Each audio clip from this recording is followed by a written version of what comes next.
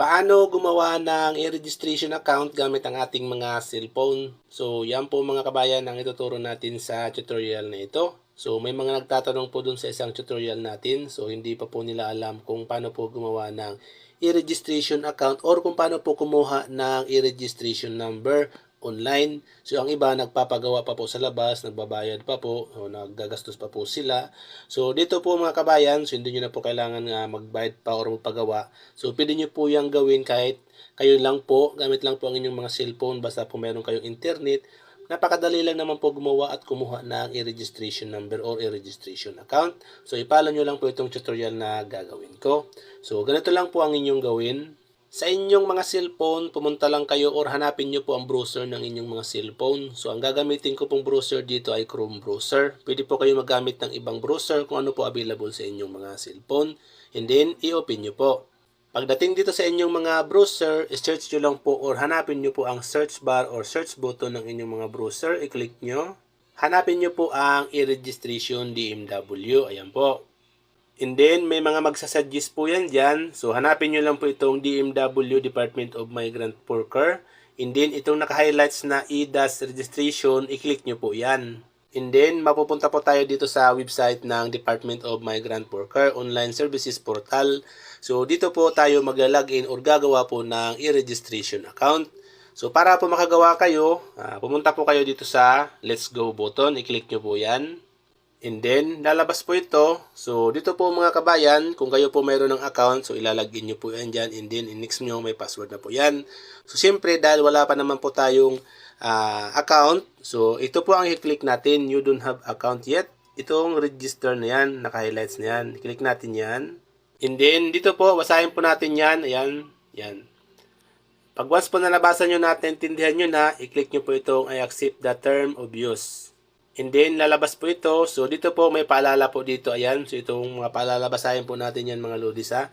So, pag naggagawa po tayo ng e-registration account, huwag po tayo maglagay ng ibang information. Dapat po authentic po mga lodis. Okay? Kasi po, magsasubmit din po tayo dyan ng mga passport, mga valid ID. And then, i-match po yun dun sa sinabit natin. So, kung hindi po match, so, mahirapan po kayo ma-verify yung inyong mga account na yun. Okay? Kaya dapat, pag maggagawa po tayo, kung ano po yung authentic name natin or yung tunay pangalan natin nasa ID or nasa kung ano man po ID gagamitin natin, yun po ang i-follow natin mga lods. Okay? So, pag naunawaan na po natin yung paalala na yan, so, dito po, kailangan na po nating i-enter yung mga ating personal information. So, dapat po yung mga i-enter po natin dito ay yung mga information po na nasa passport po natin mga kabayan. Okay? Una po ang ating first name, middle name, last name. Yan po. Kung may suffix po kayo, yung mga junior, senior, third, ilagay nyo po yan dyan. Kung wala naman po, wag nyo na pong lagyan, not applicable. And then gender, kung kayo po male or female. So, dito po sa email address, ito po yung magiging username nyo. So, pag mag-login po kayo, yan po yung gagamitin nyo. Dapat po, ang ilalagay po nating email address, valid po and inactive. Yung ma-open po natin. Kasi po, mag-send po yan dyan ng activation link or mag-send po yan dyan mga loads ng code kung sakaling kailangan po natin mag-login. Okay? So, ilagay po natin yan dyan. And then, ang ating birthday. Yan. So, pag once po na nalagay na natin yung mga information dito, i-click na po natin itong register. And then, nalabas po ito, confirmation. So, dito po, makikita nyo po yung mga information na nilagay nyo. Ayan po. And then, dito po, i-click nyo na po itong yes kung tama naman po. Ngayon, kung hindi po tama, i-click nyo po yung close and then edit nyo po hanggang sa maging tama po. And then, lalabas ito, i-click nyo po itong yes button. And then, nalabas po ito mga lodis. So, dito po, makikita mo kung successful or hindi po ba ang ginawa mong account. So, katulad po nito ay successful. Ayan.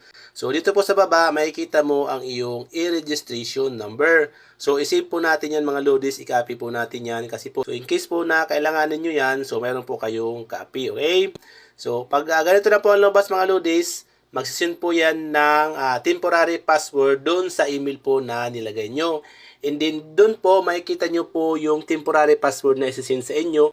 Ngayon po, doon po sa temporary password mga lodis, may katabi po yan na click here na naka-highlights. Okay?